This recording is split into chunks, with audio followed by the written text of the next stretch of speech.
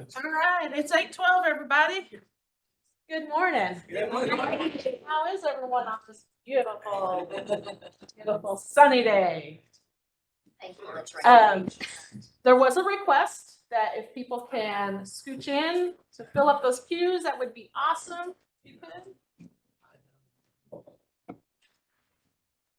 All right. Well, today I'm Tina Phillips. I'm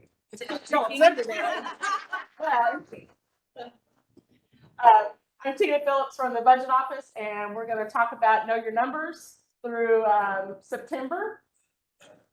So let's get started. All right, just a little recap for you. We're going to talk about the 10 largest percent differences from budget through September. And some of the possible explanations for these differences are going to be a heavy spending early that will be at or under budget by end of the year. It could be spending that will be over budget but made up in savings in another category in the same fund, not a different fund, but the same fund within the budget. The third one could be spending that will be over budget that commissions already approved using contingency. Or the fourth reason could be spending anticipated to be in excess of budget that needs to be presented to commission for authorization. So I wanted to do another, just a reminder of the fund type categories that we have. So 51 salaries, 52 is contractual, 53 is the travel, training, dues, and subscriptions, 54 is maintenance, 55 are supplies, 56 is capital, 57 is other, 58 is grants, and 59 is contingency. So those are the different categories that we have. All right, so the fund expenditures through September, anything over 75%, which is 3/4 of the year, is over budget. Now we're only going to look at the ones that are pink highlighted because the other ones we've already addressed, and we don't want to rehash things that's been already talked about because that gets boring. We want something new. So the first category we have is through the assessor's office, and they're at 79% in category 52. So is anyone from the assessor's office available to talk about their overage? Brent? Yeah. You have the floor. All right. So 52 are contractual. So there's two areas in there that's trending high. One's actually over a little bit with contractual labor, but a lot of that stuff, some of the items on that one was because of receipts received way past last year's budget cutoff for the previous year. So it kind of ate away from this year's budget. More contractual stuff in the previous year. So that was a little over. We do have vacancy savings to cover that overage on that. And the other one is trending high is our legal counsel. We had a lot of STC hearings this year. We had one to the state Supreme Court, which is expenses there, but we're not over on that one yet. We're getting close to it. We also have the other defensive value fund for legal, which has nothing in that one yet. So we still have funds in there. We have to go over on that one. Okay. So that's what we're kind of at. All the other areas in our 52 is training. Okay, perfect. Thank you for that. Appreciate it. All right, let's see the next office up. Wrong way. There we go. Down, Tina, down. Collector's office, 86% in category 55. Shane? Oh, no, I'm sorry, Alan. That is most likely, we have some expenditures, there's the salaries, I'm sorry. No, actually, that is going to be under your supplies. Okay. We have some expenditures that are annual, and for the most part associated with our tax sale, which occurs in August. So, as I mentioned, in email, that's the date of using it month by month, and this is one time, so there should be no more expenditure. So, given the credits, so to speak, we should receive for the balance of the year, we should come at and we're very, very close to or below. Okay, and I think those were the legal notices and postage. Postage, Mhm. we have to, by law, we're required to do a title search for all the properties. So all of those charges hit in that September-ish timeframe, depending on the billing cycle. Actually, some occur prior to that, but it's what's all taxed that way. So it hits earlier in the year, and by the end of the year, you should level out and be at on your budget. Right, we have major expenditure for the title searches in probably in the June timeframe. And then the notices that occur in the Springfield News Leader or in the July, August timeframe. So probably in September, we receive that. So Okay. those are the two main invoices we hit that drive that at a higher than expected number as far as just looking at one time. Thank you, I appreciate that. All right, and then county clerk, Shane? So, one board elections. Slept everything up. But it's interesting, we've had election law changes this year, as well as just increased in terms of just the cost of supplies. So both of those have impacted budget. We expect budget saving transfers as well as just some discretionary election service funds that might be. Okay. Thank you, appreciate it, and good luck with the next election. Are you with us? I'm working, yes, I Part am. of that one. Let's hope for a smooth election this year. All right, county commission, and that's gonna fall under Franz. And Franz, I believe I saw you. Where you at? There you are, don't try and hide from me. Figure out how to find Kevin. So yours were under category 54 and 55. Yeah, just things have cost a lot more this year. We've had some unexpected expenses. We had the more controls update, which was $54,000. We've had some VAV squad at judicial and PSC that drove us out, which those were $4,000 fees, 46. We have a foil at the PSC that went bad. That was $16,000. Had a fire panel at the PSC go out, and that was over $6,500. Judicial was just a lot of little things that went out. Bearings on one of the air handlers, and bearings in a shaft, it was $2,800. Cost of items had just soared. You know, but when we look at this, the 54s and minutes, and as you can see here, your percentage is 75%, and the cutoff through September is 75%. So when you're ahead of pace right now, you're barely. Yeah, I mean, So you've done a very good job I think we'll be, at managing. the end of the year, we'll be really close to getting on straight on budget. I mean, 'cause I think we have 100,000 in salary savings right at the moment. Yeah, you know, 2 months when we started this, we had more than 10 categories that were popping up, and I think this time we only had 7 that were barely above 75% or higher that we hadn't previously talked about. So everybody is really just engaging and getting into our numbers good. We might not have anything to talk about. Would that hurt? Would that be sad? But the 55s are supplies. Supplies have just, I think a lot of that is new sheriff's office, since it wasn't budgeted for at all. And it's hitting us really hard. We thought the supplies on this campus would go down considerably because they were left, but it really hasn't. I guess people are washing their hands and using the bathrooms just as much. That's helped, but then we took over that campus and they're doing a lot of training.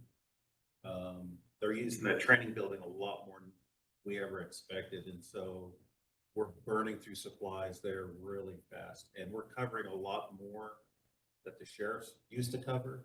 We're covering more bathrooms. They moved them into more of a public area instead of in detention areas, and so we're having to cover those bathrooms too. And since they're all in one spot, it really shows up really easy.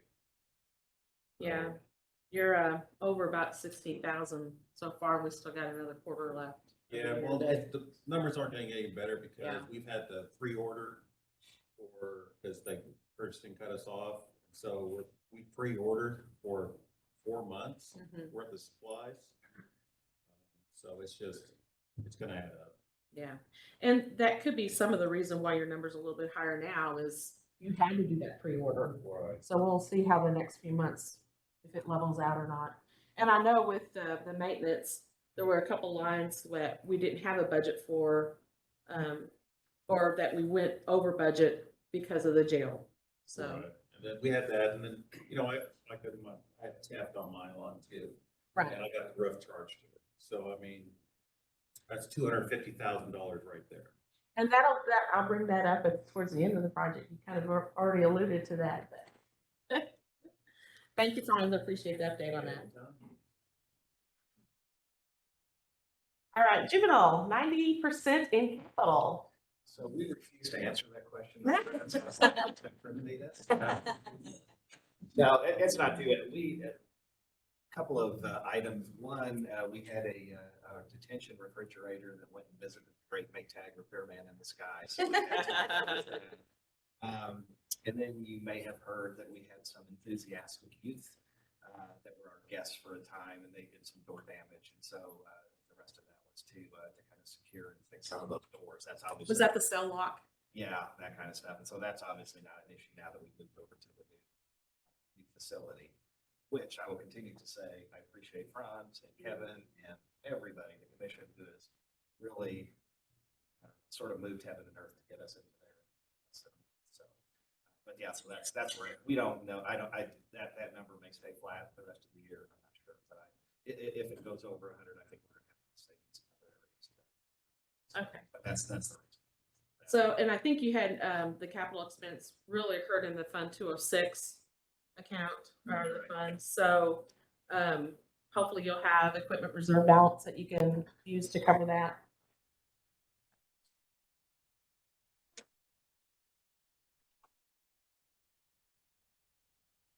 Nothing on this slide.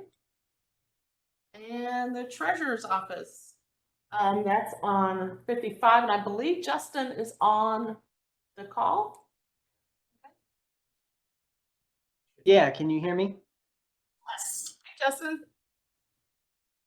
Yeah, so that 91% there is 100% Rhonda's fault. She broke her PC. No, just kidding. All it takes is one unit or something like that unexpectedly going out to kill our whole percentage in a budget as small as ours. So that's all it was. We had one unit go out. It was a fairly new unit, so there was no reason to expect it would go out, but it wasn't covered under warranty. So that's what the overage is there.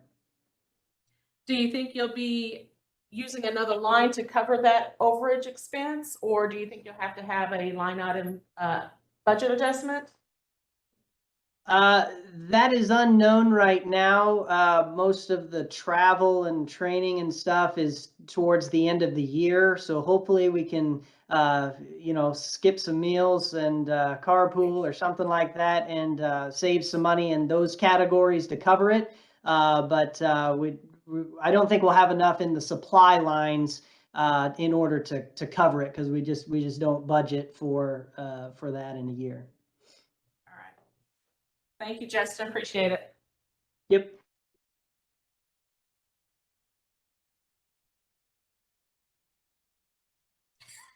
Let's see. There we go.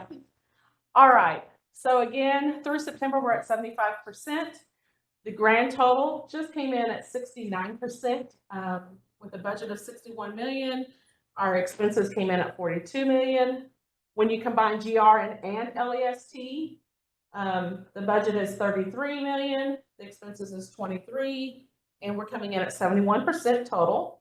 That's a 4% better than budget, or a 1,209,000. When you're looking at what is impacting the budget, some of the things that we're looking at is things that came in above budget estimates, and Jamestown maintenance was one that I kind of talked about last month, which is, it's not much, it's 5,000. That was for the brush hogging.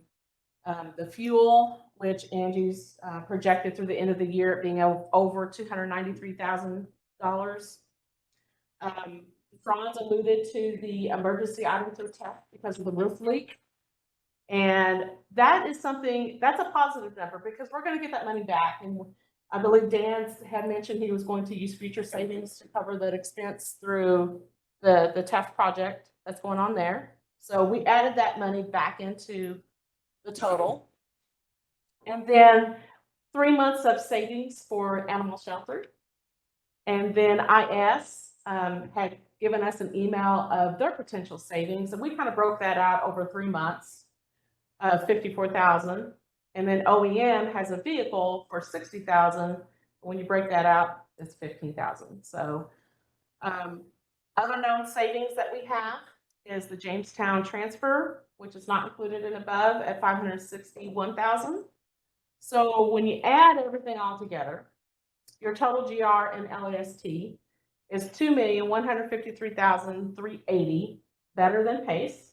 And that is our know your number. That's our total know your number. So when you take that, know your number at 2,153,380, you add in the sales tax of 7 million, vacancy, which Mr. Cagle sends out the vacancy emails to all the department heads and office holders of vacancy of 2 million. The federal boarding that we're down because federal boarding is 3 million down than where we should be. And that's because if you remember, the budgeted amount for federal inmates is 310. Right now, we're averaging a year-to-date of 181. So we're really down on our federal inmates. So that brings our total down. But with the know your number savings that guys are doing, our total is 8,232,992. And our previous total last month was 6,333,22. So that's a $1.9 million increase to our budget.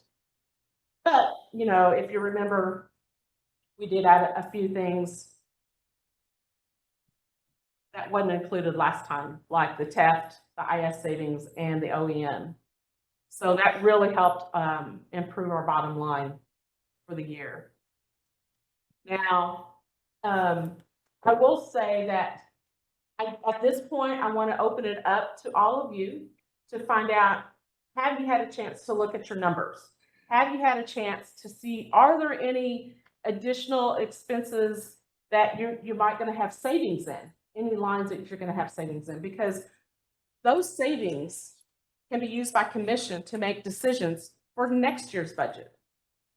Like, for instance, IS. We reached out to IS.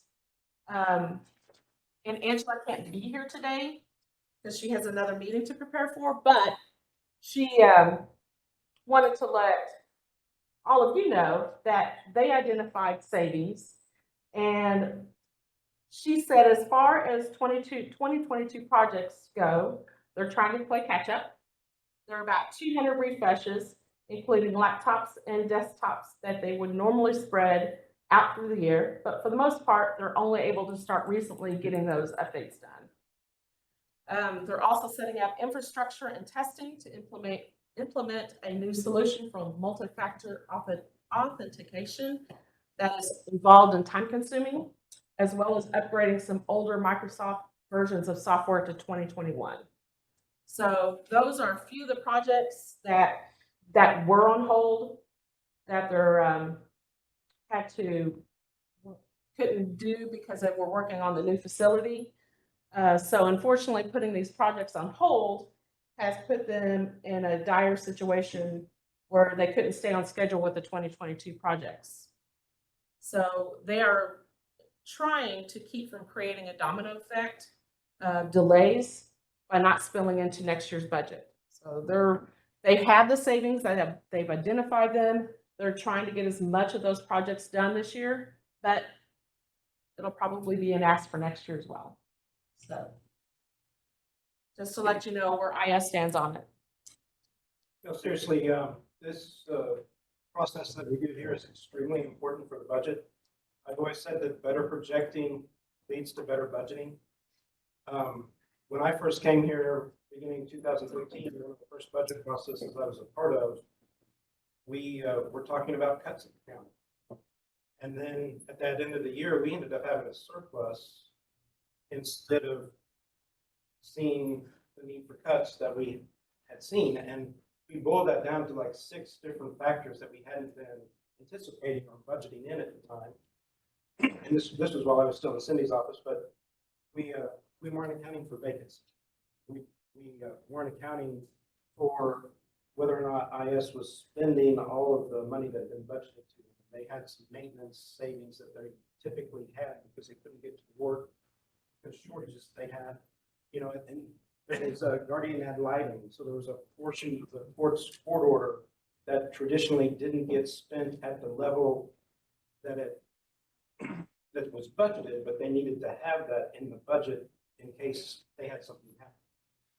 So we've kind of learned over the years to listen to the wisdom of the crowd, listen to you guys tell us what you're expecting. So Larry says he has a $60,000 budget in the $60,000 vehicle in the 2022 budget, and he can't buy it. And that he wants to carry it over to the 2023 budget. We've got to make sure that when we assess how much cash we're going to end up with at the end of 2022, that $60,000 is accounted for there, so that Commission's not spending $60,000 of current revenue for 2023 to replace that vehicle that was meant to be done in 2022. So if we find out savings from you guys that you think you're going to have, even if it's savings like IS is going to have, where they have about $220,000 worth of savings because they can get to the projects and those projects are carried forward into next year's budget. If we can add that to our beginning cash balance, it's going to make it better for everyone because we'll have more cash. And with state law, cash is actually revenue. So that beginning cash just increases our revenue that we can add to our next year's operating revenue for Commission to make decisions on. So the wisdom of the crowd here, you guys getting together, talking about your expenses, projecting expenditures that you're not going to be able to have in 2022 helps increase that number for Commission to work. And it makes more efficient use, and they don't have to say no as much, which I think you guys like it when they don't say no. I like it. So what we're doing here is very important for budget, and you know, projecting what our ending cash balance is going to be 4 and 3 months early is very difficult, and that's why we really rely on you guys to give us. Thank you very much for those that did provide us some feedback. It's been helpful. Yeah, communication is really key on this. You know, when we send out the emails of, hey, you know, provide us feedback, you know, do you have any information for us?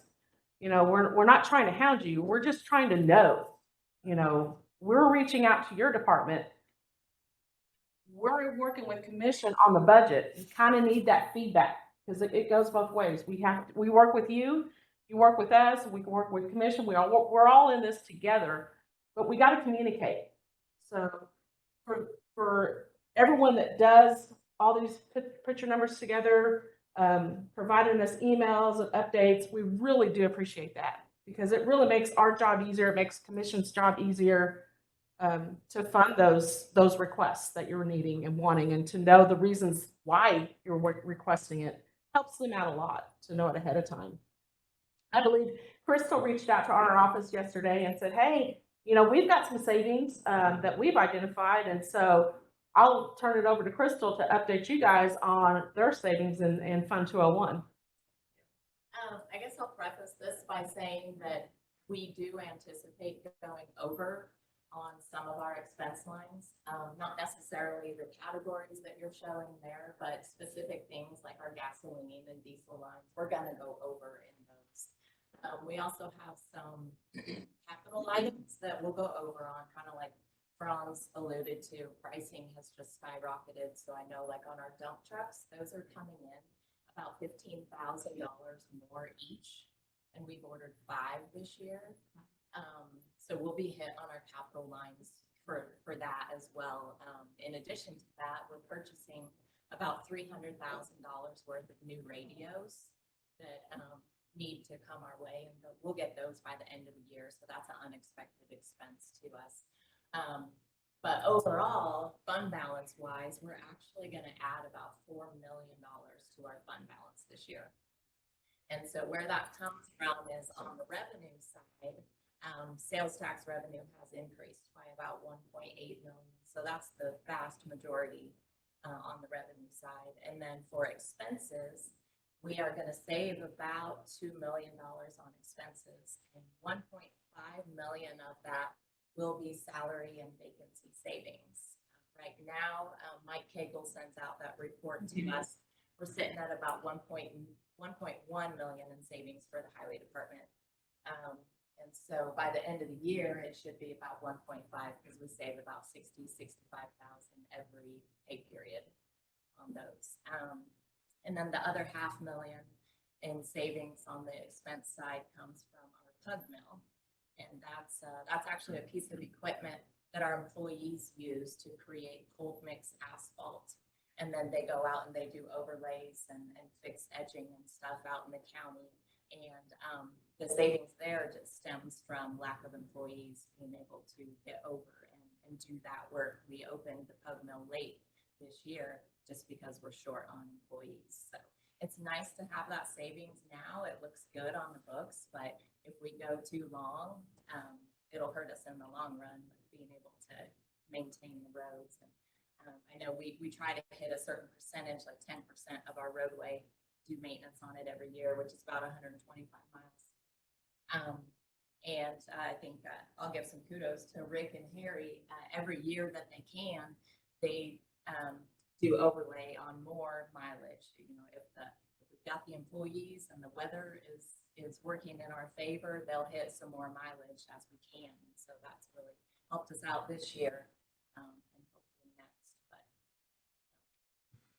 Appreciate it. yes. You completely stop washing hands and using the get a lot, work quicker. Yeah. Mental note, don't say Rick's hand. Yes.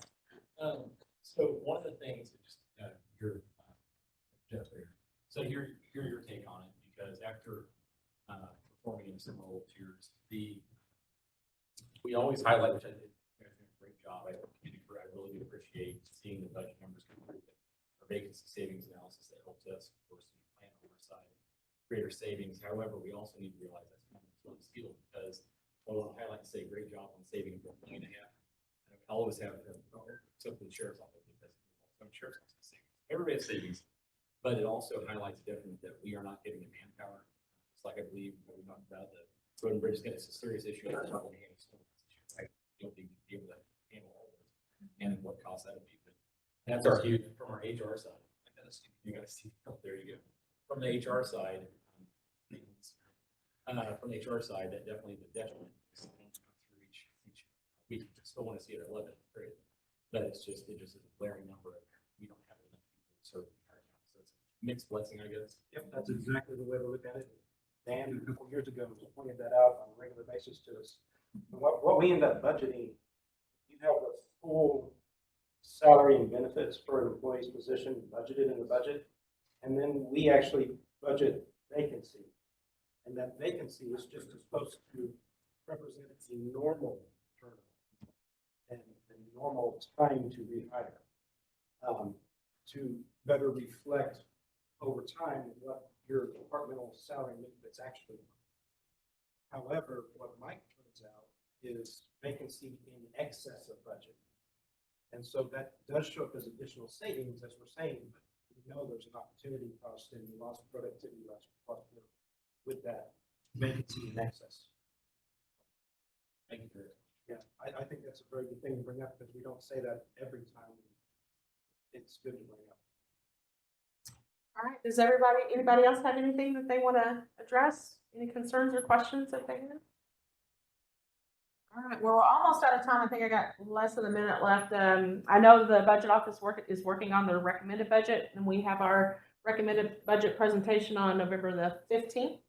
I'm not sure if we have a time set or not, but that email will be sent out closer to that time. Just kind of giving you a heads up that that's what our office is working on at this time. So if not anything else, you guys are free to go. I Oh, make an announcement, nothing to do with budgets, but, So for those of you who don't remember, this coming Friday from 9 to 11, please come to 9:33 and meet the most famous judo employee of all Derby. So shake his paw, split a milk with him, something, but he'll be there with bells on. So 9 to 11, 9:33. So please. Thank you, Bill. Appreciate it. All right, you guys are free to go. Thank you very much for coming.